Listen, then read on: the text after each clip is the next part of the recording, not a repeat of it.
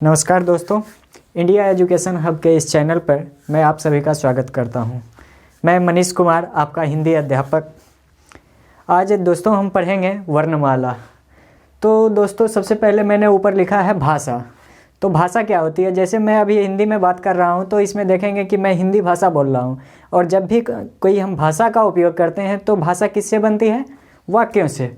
और भाषा बना है किससे? वाक्य से। और वाक्य पे जब हम गौर करेंगे तो देख रहे हैं कि वाक्य में शब्द हैं और शब्दों के मिलने से ही वाक्य बना है, वाक्यों के मिलने से हमारा भाषा बना है। तो फिर हम ऐसे ऊपर से नीचे अगर क्रम में बढ़ते आए तो देख रहे हैं कि भाषा बना है वाक्य से, वाक्य बने हैं शब्दों से, और शब्दों में अगर हम जो बोलने में अगर ध्यान दे रहे हैं तो शब्द बने हैं हमारे ध्वनियों से। और ध्वनि को जब लिखा जाता है तो उन्हें इकाई का उन्हें वर्ण कहा जाता है। वर्ण ध्वनि के, शब्द के, वाक्य के या भाषा के इकाई मात्रक हैं। इस प्रकार हम कह सकते हैं कि वर्ण लिखित रूप में भाषा का इकाई मात्रक है। और जब हम इसके फिर सिलसिलेवार स्टडी जब करेंगे तो देखेंगे कि वर्ण जो कि हम बोलने में जब उपयोग करते हैं तो वो हमारा ध्वनि होता है, और जब लिखने में हम उपयोग कर रहे होते हैं उस समय हमारा है वर्ण। तो देखते हैं कि वर्ण का अगर हम विभाजन करते हैं तो उच्चारण के आधार पे या फिर उसके उत्पत्ति कैसे वो बनते हैं उसके आधार पे दो भाग में हम बांटते हैं, स्वर वर्ण और व्यंजन वर्ण। स्वरों की संख्या 11 है, व्यंजन की संख्या सामान्यतया 33 है। स्वर अब कहते किसको हैं? तो स्वर और कुछ नहीं है, ये हमारा ऐसा वर्ण है जिसके उच्चारण में किसी और की सहायता न लेनी पड़े। तो जैसे कि हम स्वर में देख सकते हैं कि 11 तो हमने संख्या बता दिया। अब वो कौन कौन से स्वर वर्ण हैं अगर ये आप जानना चाहें तो अ का पूरा वर्ग अर्थात अ, आ, ह्रस्व ई, दीर्घ ई, ह्रस्व उ और दीर्घ उ। इसके बाद हमारा आता है री, ऋषि वाला री। इसके बाद है ए, ऐ, ओ, औ।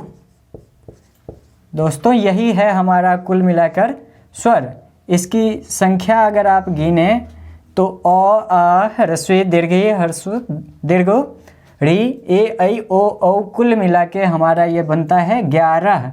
कहीं कहीं पे दोस्तों आपको नज़र आएगा कि स्वरों की संख्या 13 है, लेकिन ये सामान्यतः 11 ही होते हैं। दो जो छूट रहा है वो हमारा होता है अयोगवाह, वो हमारे स्वर में काउंट नहीं होंगे। तो हम लोग डिस्कस कर रहे थे अयोगवाह की। अयोगवाह हमारा होता है अंग और अह को हम कहते हैं अयोगवाह, ठीक है। और जब आप कहीं कहीं पे जो आपको 13 मिल रहा था कि स्वरों की संख्या 13 होती है, वो अयोगवाह को काउंट करने के बाद हमारा बोला जा रहा था। लेकिन स्वरों की संख्या आज मैं आपको क्लियर कर देना चाहता हूँ कि वो केवल 11 है। और वो कहाँ से शुरू होता है और कहाँ पे ख़त्म होता है? अ से शुरू होकर औ तक जाके ख़त्म हो जाता है, और इसकी कुल संख्या आपको 11 हुई। और अंग अह को कहते हैं अयोगवाह। इसके बाद हम आगे बढ़ते हैं व्यंजन वर्णों की तरफ। स्वर हमारा क्लियर हो चुका है। सॉरी, इसमें हम देखेंगे कि स्वर का भी अगर आगे हम विभाजन करके देखें तो हमें पता लगता है कि इसमें भी ह्रस्व और दीर्घ स्वर आ रहे हैं। स्वरों के विभाजन में ह्रस्व, दीर्घ और प्लुत स्वर हैं, जिसमें ह्रस्व में आपका आ जाएगा अ, ह्रस्व ई, ह्रस्व उ। इसी प्रकार आपका दीर्घ में आ जाएगा, इसी का अ और अ के मिलने से आपका बनता है आ, ई और ई के मिलने से बनता है दीर्घ ई, जिसको आप यूपी में लोग इसे बड़ी ई कहते हैं, बिहार में इसे कहते हैं ई। और इसके बाद दीर्घ उ जिसको कहते हैं ह्रस्व दीर्घ आप कह सकते हैं, बड़ी छोटी कह सकते हैं।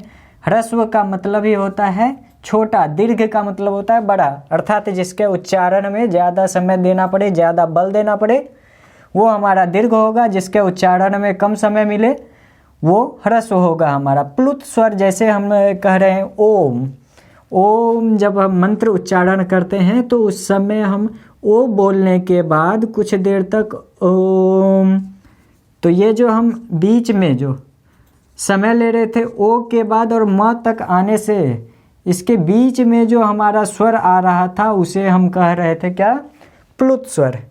तो मैं उम्मीद करता हूँ कि आप अब समझ चुके होंगे कि ह्रस्व और दीर्घ में क्या अंतर है और प्लुत क्या होता है। तो ये था हमारा स्वर का विभाजन जो कि कुल संख्या में है 11। उसके बाद आगे हम आते हैं व्यंजन की बात करते हैं। तो व्यंजन ऐसा वर्ण है जिसके उच्चारण के लिए हमें किसी अन्य की सहायता लेनी पड़ती है। हम किसकी सहायता लेंगे? व्यंजन तभी बनेगा जब वो स्वर की सहायता लेगा। बिना स्वर की सहायता के ये इसकी उच्चारण नहीं किया जा सकता है। ये हमारा क से लेके अक्षर ज्ञ तक हमारा समाप्त होगा। व्यंजन को मैं बता दे रहा हूँ।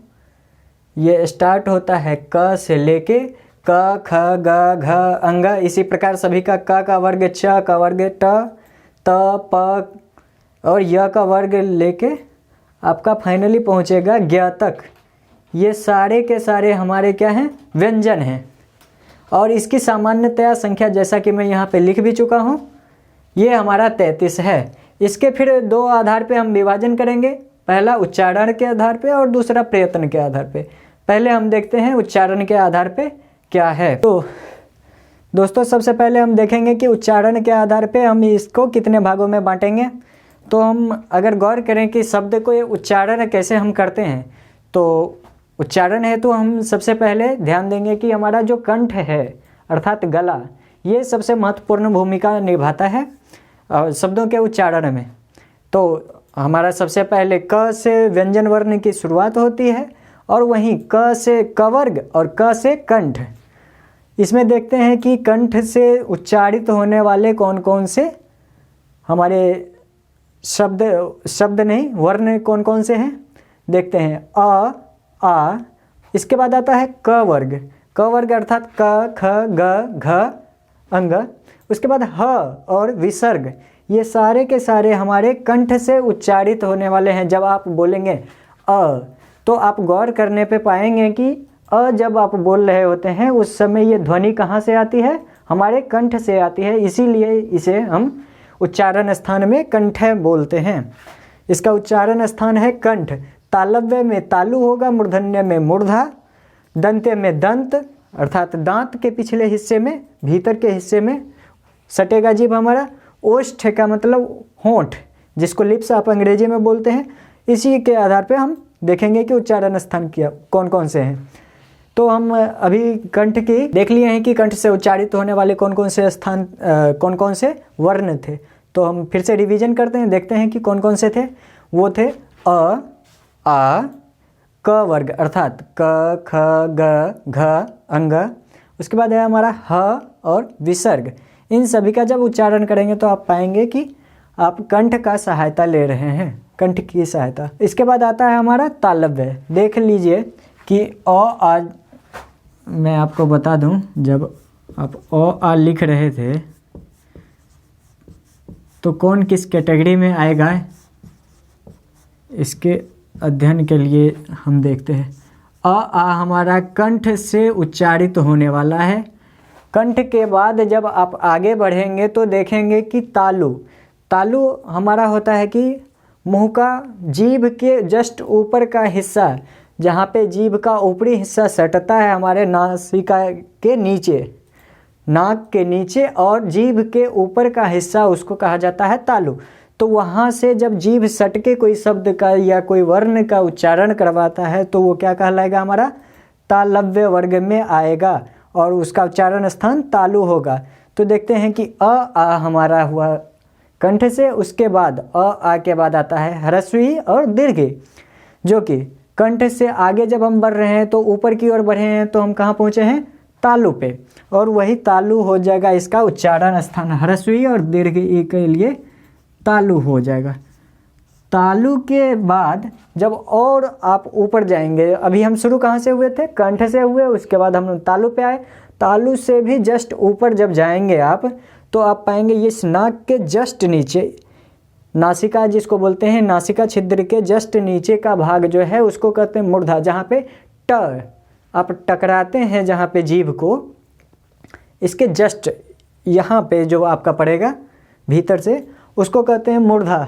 और मूर्धा से उच्चारित होने वाले शब्द हैं आपके ट वर्ग, अर्थात ट में ट वाला जो आप पढ़ते हैं वो वाले शब्द। तो उसमें हमारा कौन कौन से है? ट है, ठ, ड, ढ, ड़।